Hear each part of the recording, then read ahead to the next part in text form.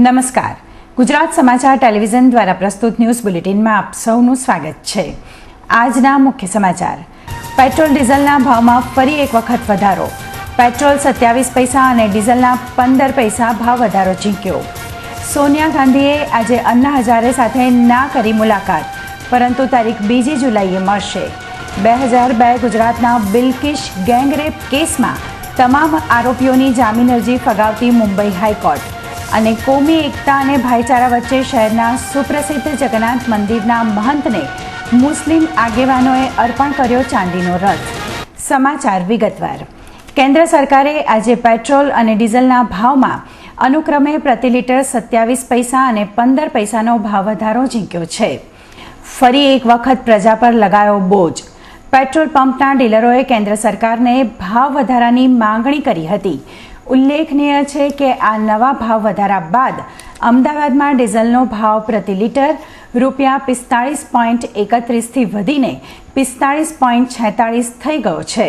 તેમજ કેન્દ્ર સરકારે પેટ્રોલ ડીલરો દ્વારા માંગણી કરાયેલા પેટ્રોલના ભાવ પ્રતિ કિલોલીટર ₹1,218 થી વધારીને ₹1,499 કરવાની માંગણી સ્વીકારવામાં આવી છે। હાલ આ ભાવ વધારો મધરાતથી લાગુ પડશે। કોંગ્રેસ અધ્યક્ષા સોનિયા ગાંધી સાથે અન્ના હજારેની બેઠક આજે નહીં થાય।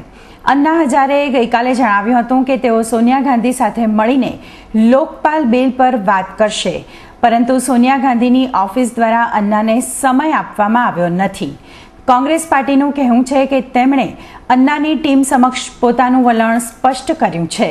કોંગ્રેસ કાર્યસમિતિ સરકારી ડ્રાફ્ટને પહેલા જ મંજૂર કરી ચૂકી છે અને તેના પર સામાન્ય સહમતિ બનાવવા માટે રવિવારે સર્વપક્ષીય બેઠક બોલાવવામાં આવી છે।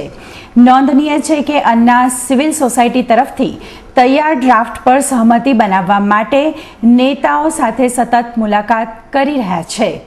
આંતરરાષ્ટ્રીય ક્રિકેટ કાઉન્સિલ એટલે કે ICCએ ક્રિકેટની પીચ પર રાજકારણથી બચવા માટે કડક વલણ અપનાવતા ક્રિકેટના રાષ્ટ્રીય બોર્ડમાં રાજકારણ સાથે જોડાયેલા લોકોની નિયુક્તિ પર પ્રતિબંધ લગાવી દીધો છે। હોંગકોંગમાં મળેલી ICCની બેઠકમાં આ નિર્ણયથી હવે ચૂંટણી પ્રક્રિયાને નિષ્પક્ષ અને સ્વતંત્ર બનાવવાની સારી રીત છે। તેમજ ICCના બોર્ડના દરેક સભ્યો આ વાત અંગે સંમત હતા। તેઓ આગામી બેઠક પહેલા આ તમામ નિયમોનું પાલન કરવામાં આવે તથા કોઈ પણ દેશના રાષ્ટ્રીય બોર્ડમાં રાજકીય હસ્તક્ષેપ કરવામાં આવે તો તે દેશનું સભ્યપદ રદ કરવાનો અધિકાર ICCને છે। ગોધરાકાંડના રમખાણો મામલે મોદીની ભૂમિકા અંગે અનેક સવાલો ઊભા કરનારા IPS અધિકારી સંજીવ ભટ્ટની નાણાવટી ગોધરા તપાસ પંચ સમક્ષ ગઈકાલે સુલટ તપાસ કરી હતી।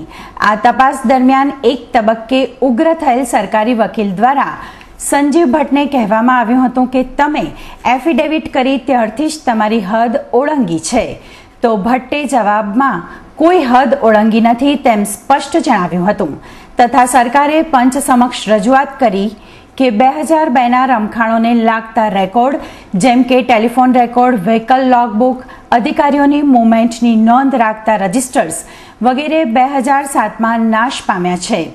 આમ આ સુનાવણીની વધુ ઉલટ તપાસ આગામી તારીખ 9 જુલાઈએ હાથ ધરાશે। 2002માં અમદાવાદથી થોડે દૂર રણધીર કપૂર ગામમાં કોમી દંગા દરમિયાન બિલ્કિશ બાનો પર થયેલા સામૂહિક બળાત્કાર કેસમાં આજે મુંબઈ હાઈકોર્ટે તમામ 7 દોષિત આરોપીઓની જામીન અરજી રદ કરી હતી અને જણાવ્યું હતું કે આ એક અતિ ગંભીર પ્રકારનો ગુનો છે, માટે તેમાં જામીન આપી શકાય નહીં। નોંધનીય છે કે 7 આરોપીઓને 2008માં નીચલી અદાલતે આજીવન કેદની સજા ફટકારી હતી। ત્યારબાદ આરોપીઓએ મુંબઈ હાઈકોર્ટમાં અપીલ કરી હતી, પરંતુ હાઈકોર્ટે આજે આ અપીલ ફગાવી દીધી હતી। બિલ્કિશ બાનોના કેસની સુનાવણી મુંબઈ કોર્ટમાં સુપ્રીમ કોર્ટના આદેશના પગલે ટ્રાન્સફર થઈ હતી। સુપ્રસિદ્ધ ભગવાન જગન્નાથજીની 134મી રથયાત્રા નીકળનાર છે, જેના ભાગરૂપે આજે શહેરના જમાલપુર વિસ્તારના મુસ્લિમ આગેવાનો અને સમસ્ત મુસ્લિમ સમાજે જગન્નાથ મંદિરના મહંતશ્રીને શુભકામનાઓ તેમજ રાષ્ટ્રીય એકતા અને ભાઈચારો બની રહે તેવા પ્રકારના બેનરો અને ઢોલ નગારા સાથે આજે જમાલપુર જગન્નાથ મંદિરના પરિસરમાં આવી મહંતશ્રીને ચાંદીનો રથ દર વર્ષની જેમ પરંપરાની રીતે અર્પણ કર્યો હતો. મહંતશ્રીએ તેઓનું ભગવાન જગન્નાથજીના પવિત્ર લાલ ખેસથી સ્વાગત કર્યું હતું. તે સમયે ભગવાન જગન્નાથજીના જય હોના નારા સાથે भाईचारा અને એકતાનો માહોલ સર્જાયો હતો. महाराज जी का मेरा सदैव सभी के प्रेम बना रहा है. तो हर एक रथ यात्रा पे हिंदू और हमारे जो मुस्लिम बिरादर है वो आके भगवान जगन्नाथ जी की यात्रा की शुभकामना के लिए शुभेच्छा के देने के लिए आते हैं.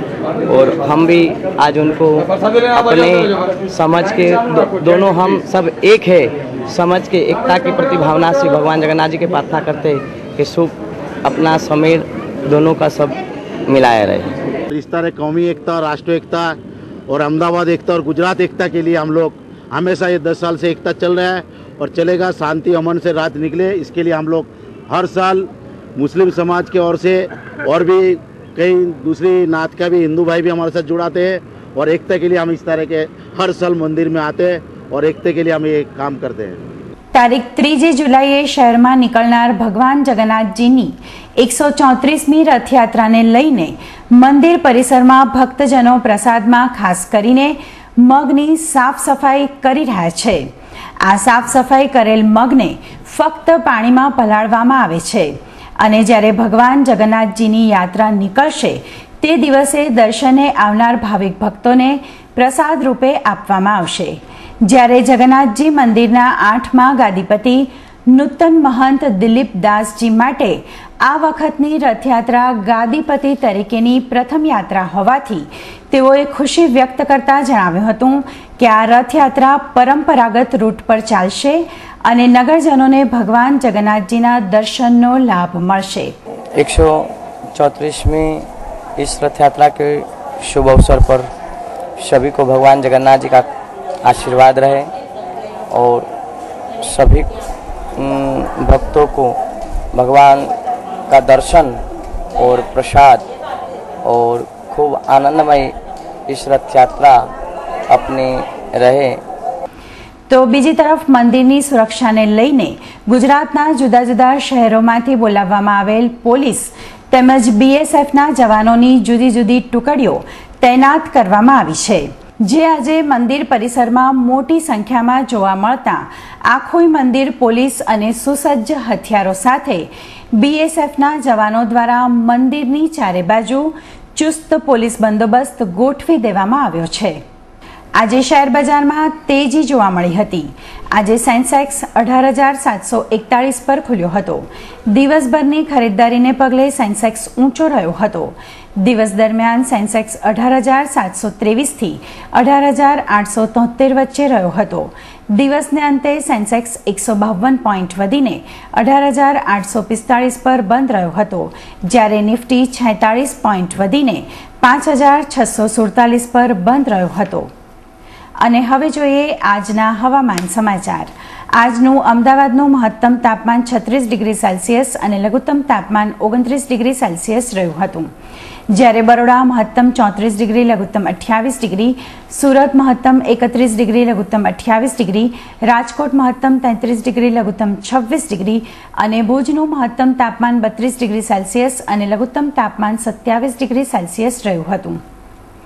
તો આ હતો ગુજરાત સમાચાર ટેલિવિઝન દ્વારા પ્રસ્તુત ન્યૂઝ બુલેટિન. આપની આસપાસ બનતી ઘટનાઓનો તાદ્રશ્ય ચિતાર લઈને આવતીકાલે ફરીથી ઉપસ્થિત થઈશું આ જ સમયે. નમસ્કાર.